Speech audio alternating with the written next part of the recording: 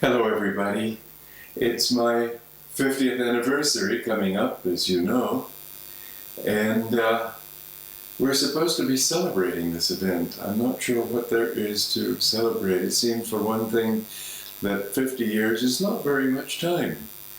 It's just a second in the life of the soul.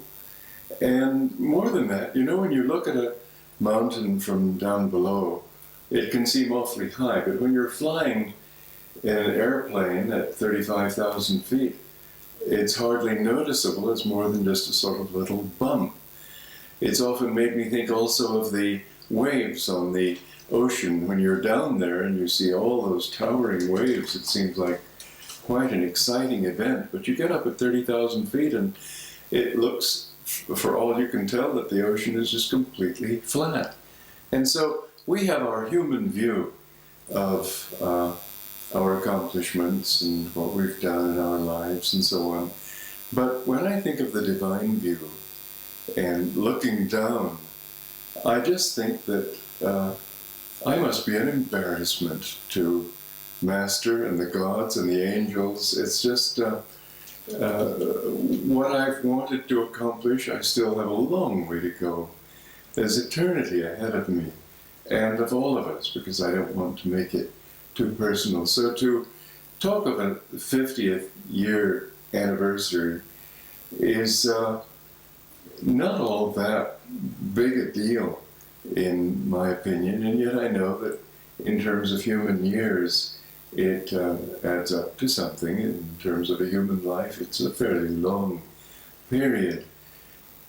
I was reading today, as a matter of fact, a story of P.G. Wodehouse, whom I know you know that I love. And I was just amazed at the skill of his writing, of his inventiveness, of his marvelous command of English, of his timing. And the more I went on in my amazement, the more I thought, my God, I could never do a thing like that. And suddenly I realized that he probably couldn't either. That the answer to it is not to think, can I or can't I? Or what are the problems involved here and how do I address them? Or what facts do I have to have at my command before I can address them competently? You just get into it and do it. And that's really something that I've learned on this path. And after 50 years, people sort of expect you to have a few words of wisdom to share with others. Well, I haven't much, but I do have a few things that I think would be worthwhile sharing at this point. One of them is that many years ago, when I was put in charge of the Hollywood Church, I thought, well, now I've got to start taking this job of lecturing seriously. For 7 years or something like that, let's see, I came in 48 and I didn't actually begin lecturing until 49. So anyway, 6 years. I had not taken it seriously because I thought, well, what good does it do anyway? You just get up there and spout and people go home and forget what you've said. But then I came upon the discovery every now and then people's lives had been changed. I began to realize this is something I must take seriously because it does do good after all. I used to think it was my bad karma that put me out in the public, while all those disciples with good karma could stay at home and meditate. But then, when I was put in charge, I thought, well, I've really got to work on it. And then it happened once that I didn't have the time to prepare for a talk because I had too many things to do on Saturday, and I arrived pretty well unprepared. And a writer likes to think of a new word, and I couldn't come up with a new word. And afterwards I was amazed that people, more than usually, said how much they had enjoyed the talk. And I thought, well, that's an interesting coincidence, and left it at that. Well, after a few weeks or months, the same thing happened again, and I didn't have the time to prepare. And more people than usually said how much they had liked the talk. And then it happened once more, and I thought, well, good heavens, if people are going to like it better if I don't work at it, why do all that work unnecessarily? And so from then on, I began not preparing my talks, and I found that I got a lot better at it. Well, I had a few other experiences in my life that helped to take me deeper into that thought. When I wrote Cities of Light, I don't remember the year, but I had written already, I think that month, 7 books. It was a period of seclusion on my part, but I had to come out of it in a week. And Padma was saying that we need to have a book on Ananda, Cities of Light, in fact. And I thought, well, a week is just, I don't have the time to do that, I can't possibly do it. And she sort of nagged at me, saying, but we need it. And my own conscience nagged at me and said, yeah, I know. And so finally, I said, well, I can't possibly do it, but maybe Master can. And it was a very interesting experience for me, because I didn't have the time to think the thing through. I just had to open the floodgates and let it happen. And right within that period of time was when Muktan came down and for some reason pulled the wrong switch, and I lost everything I'd done that day. And I just was too discouraged that day to do any more. It turned out that I had to do the book in 4 days. And what was amazing to me was how very well it came out. Only the first 2, possibly 2.5 chapters needed real editing, and the rest just flowed as if it had already been well thought out. And I thought, well, that's great. I can see that Master has a certain capacity here that I don't have. And that's what I noticed also in lecturing, that when I gave it over to him, that then things happened a lot more smoothly and better, and inspirations came that I would sort of sit back mentally and think, well, gee, I wish I'd thought of that. But I hadn't thought of it, it just was given to me. Well, then another thing happened, and that was the story of superconsciousness. You remember that? Danny and Prahlad were trying to get Warner to accept my writing a book on meditation, and I proposed the title Meditation for Starters, and they liked the idea, and I did the recording for it, as you know, with the Land of Golden Sunshine, is that it? And Land of Mystery, I forget, anyway, that Meditation for Starters thing. And then my introduction to meditation, it was all the outline that then all I needed to do to write the book, I could have done it with my left hand tied behind my back, so to speak, because the notes were all there. All I had to do was flush them out with examples and so on. And so I had been putting it off, you know. I had the tour for Warner in the fall. I had the heart operation. I had the book to do for Workman, which I had to finish a month after the heart operation. And then I did Do It Now, which seemed like the perfect timing, because I had those sayings already fresh in my mind. All I needed to do was work over them. And I still thought, well, I'll be able to do this very easily. And then Warner called me and said they didn't like that title. And the joke on them is that this title's selling better than the other one. But anyway, they wanted superconsciousness. And you can't just plaster a new title on a book. If you have a new book, you have a new concept. If you have a new concept, you've got to, a new title, you've got to write a new book. And so I decided, well, I've got to. But it took a little sort of squaring away. And they gave me till the end of June. I had a 2-week tour already scheduled. I couldn't get out of it, going back to Chicago and Denver. And I had, therefore, a total of 2 months to write a book that I estimated should have taken me 2 years, but at the very least 1 year. And again, I said to Master, well, I can't possibly do this, but you're going to have to do it. And so it's not that I sat back there and prayed and waited helplessly for guidance. I threw myself into the breach, but I knew that he'd be there and help me through. And in fact, the book got finished. It was the best book I'd done so far. And I say was because I think the Hindu way is even better. But anyway, I got it to Warner. Alan sent it by FedEx on the 29th of June, and they got it the 30th of June, which was their deadline. And it was in that period that I had to go north right away to give lectures in Seattle and Portland. But Derek Bell was coming, and David Miller had been desperately asking me for the melodies for the Mystic Harp. So I had 3 days before I left, and I figured, well, 1 day for packing, 2 days for writing the melodies. And again, because I was still in that mood, I just sort of turned it over to Master, sort of plunged into it superconsciously. And you know, one essence of superconsciousness is to be solution conscious, not problem conscious. And so without allowing myself the luxury of thinking it's difficult, I just thought, well, it has to be, therefore it will be, and here it is. And in those 2 days, I did most of the melodies for that album. Others had already been written before.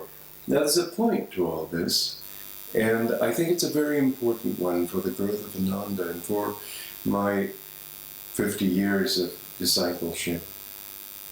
And that is, what is my definition of discipleship? It isn't sitting around talking about the guru so much, and yet I have to say that in all these 50 years I've spent a great deal of my time meditating on Master, on what he did, on what he said, trying to understand what he said and did more deeply. It's been sort of the focal point of my entire life. But at the same time, discipleship means, I think, something more. And in this, Master encouraged me, because, you know, I remember back in 1950, Master told me, your work is writing and lecturing. And I said, but sir, hasn't everything been written that needs to be written? And he looked a little shocked. He said, don't say that. He said, much more is needed. And in fact, this is the role of a disciple, not to be a parrot, not to be a record player, just repeating the words of the Guru without understanding what those words are, but trying to go deep into them, trying to understand them more deeply, and then also trying to enlarge on that understanding, trying to show how what he did is relevant. And this is, to me, the amazing thing. In a way, I really am just a parrot. Not an unthinking parrot, I hope, but somebody who I'm not trying to create. I haven't created anything new. Everything I've done has been a spinoff, so to speak, from what Master gave us. And the more deeply I've gone into his work, the more I've just been amazed at how extensive his mission is. Its potential, far more than any other teacher, and although I have not meditated on their teachings to the extent that I have on his, obviously, nonetheless, I've had to refer what he said to what they said to see if I've understood well. Living in a vacuum, thinking in a vacuum, you don't get as clear a picture as if you see that, have I understood it? Is it something, because he'd never contradict what other great masters had said. And therefore, if they all agree, you can be more confident that you've understood. That if it looks as if one is saying one thing and the other is saying something quite different. So I've been aware of what other people have taught, but I have not encountered ever, anywhere, even in history, any teacher or teaching that is so broad in its scope, in its potential for changing an entire era. Most of them talk about the individual, about going into your own self. This, of course, is what the path is really all about. But he gave me another mission. I haven't been able, and in fact, I remember Brother Bhaktananda used to be quite envious of my creativity. The funny thing is that I was envious of his lack of creativity. I was envious of his being able to be a humble devotee who just thought of God and loved God and didn't think in terms of broad vistas of meaning, which I was cursed with by my own nature in a way. I could not be otherwise. When some of the people in SRF used to speak of this as being ego, I don't know. All I can say is I had no choice. My interest lay that way, my absorption lay that way. I could only go, and it would have taken a great deal more effort on the part of this ego to suppress that than to flow with it. But the thing that has come out of it has nothing to do with me, has nothing to do with my abilities or my talents. Rather, even in those, quote, so-called abilities and talents, I found that by tuning into him, suddenly I was able to do things that I could never do, often in music, for example, because I haven't had training as a composer. Yes, I studied piano for years. I don't know how good I was. I don't think I was particularly good, but I wasn't particularly bad. So let's say sort of super mediocre. And when I was writing music, afterwards I would think, how on earth did I do that? I don't understand. I don't know where those chords came from. I don't know chords. I don't know what the names of the chords I write are. I don't know anything about chord progression. But when I tune in to him, and when I say, well, it's got to be so, therefore it is, suddenly I do know. And it's not at all that I'm just beating around in the dark. I know exactly what I'm doing. The greatest musical expert in the world could challenge me, and I'd stand up for what I've done, because I know it's right. After it's over, I don't know how the heck I ever knew. And the same is true, I think, for just about everything. I give a talk, and I have no idea what I said afterwards, because I just sort of give it back to God. But it's not my talent, you see. It's something that I have put myself in tune with Master, and not only asked his spirit to do it, but also been absolutely fascinated by the extraordinary scope of that spirit, by the extraordinary scope of his glimpse, his understanding of the needs of this particular age. Now, what he taught today wouldn't have been true 200 years ago, wouldn't have been true in the time of Shankaracharya. It was right for now. And it was absolutely right. That's why I say he is the avatar for Dwapara Yuga, at least for this beginning part of Dwapara Yuga. And we all enter into that. Now, the same thing with starting communities. I don't know how I've done it. I seem, to my mind, to have been just about the last person I would have chosen to start a community. And I don't say that out of some kind of mock humility, nor do I say it to be funny. I really mean it, because I'm not a committee kind of person.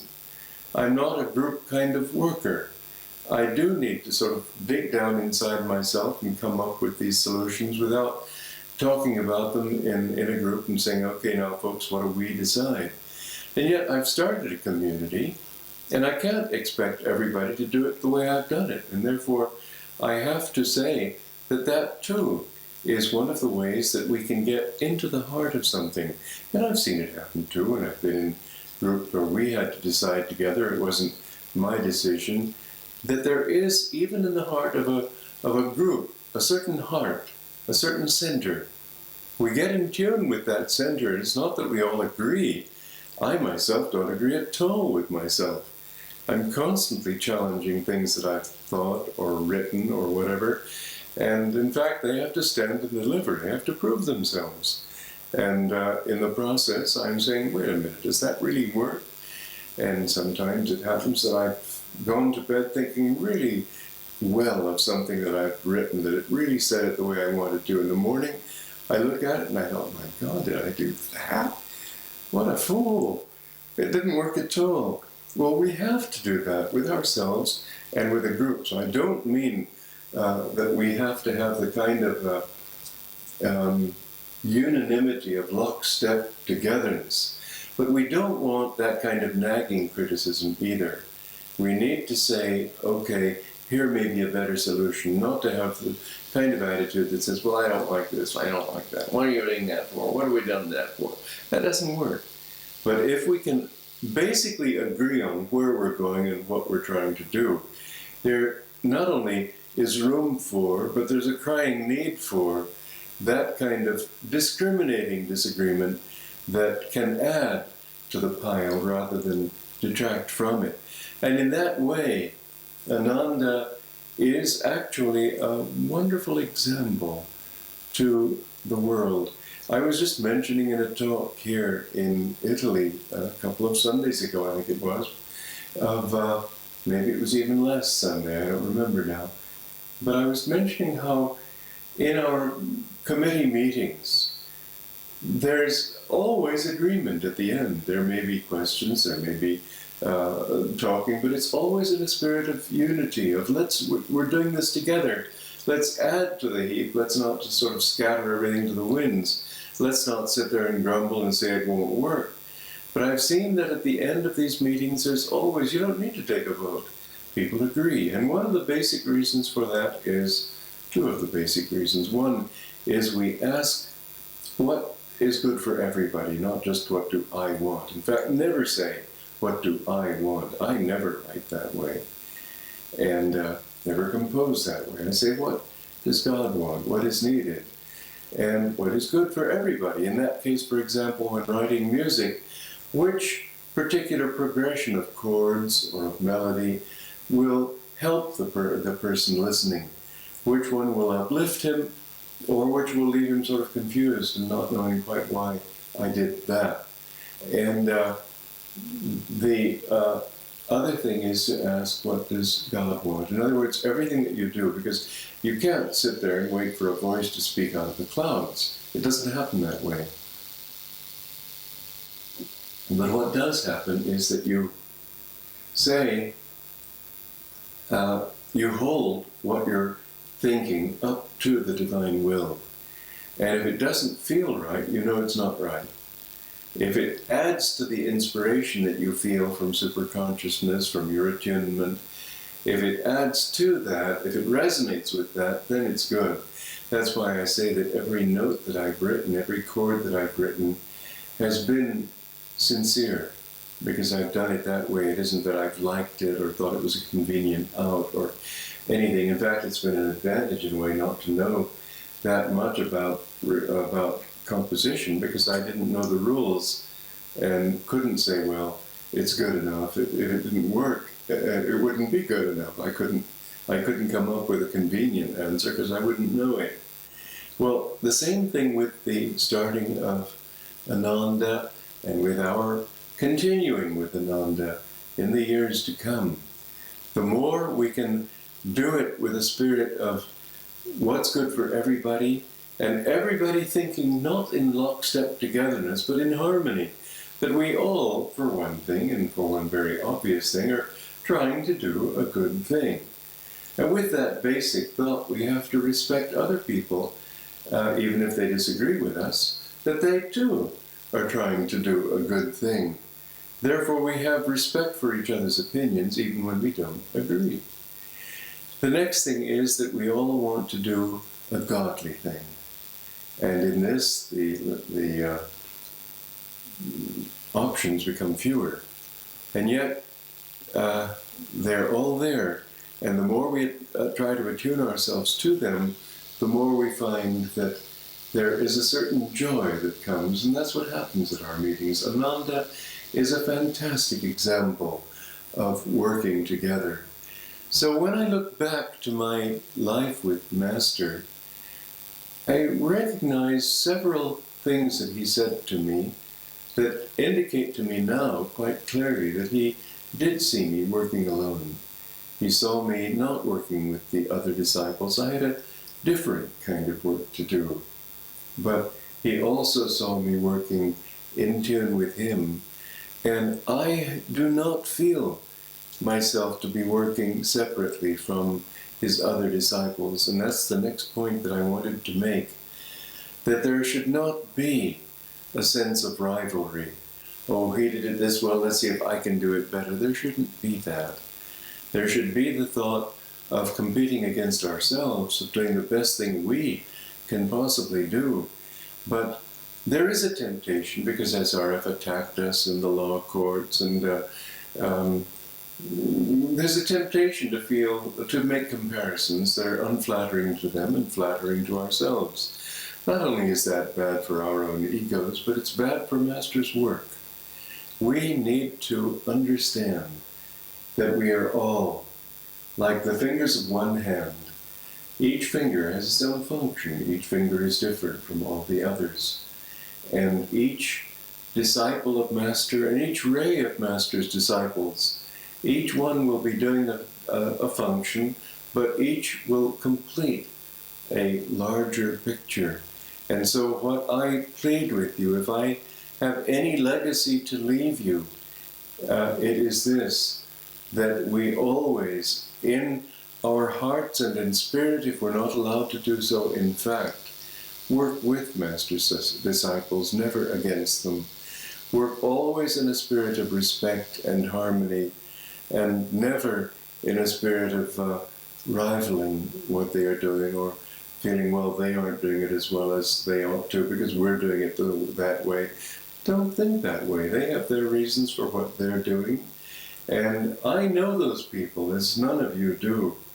And I know that they're great souls. No matter what facts we see, those are trivial. Each person, as I say, if we look at our lives, we can see so many things we could have done better. Of course we could.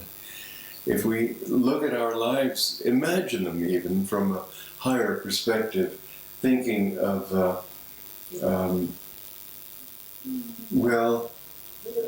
God's eye view of our lives, for example. I think on the one hand, again, I like P.G. Wodehouse because his characters seem to me to be sort of a God's eye view of humanity. Lovable but faintly ridiculous. And I can't help thinking that that's how God looks at me and at all of us disciples and at you all, that we're doing our best, and at the same time, I'm not going to speak for you, but I can surely speak for myself. I must be an embarrassment to them too. That why couldn't I just do it a little bit better? Why couldn't I have a little bit more common sense? But we're what fate has given them to work with, and so they work with us. I can imagine it would have been absolutely wonderful if God had incarnated a whole group of avatars to launch this mission in the West. But that doesn't seem to be the way he does these things. He puts his mission in the hands of an avatar to start with, and then it sort of manages to get shuffled around by a bunch of people like me, and we do our best. And I hope that that counts on the good side of the ledger. But I wish, for example, that I had been able to be another Rajarshi. I wish that I'd been able to be in Samadhi this whole time instead of finding my mind going towards serving the work. And yet, then I remember that Master said your life is one of intense activity and meditation, and it certainly has been that. And I realize again that if I had been in Samadhi, I could not care less about the work that I've had to do.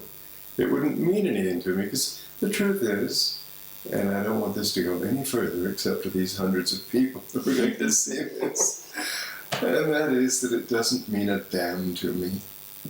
I just do it because I think it's a good thing to do, and I'm trying, but nothing matters. There's only one thing that matters, and that is our love for God.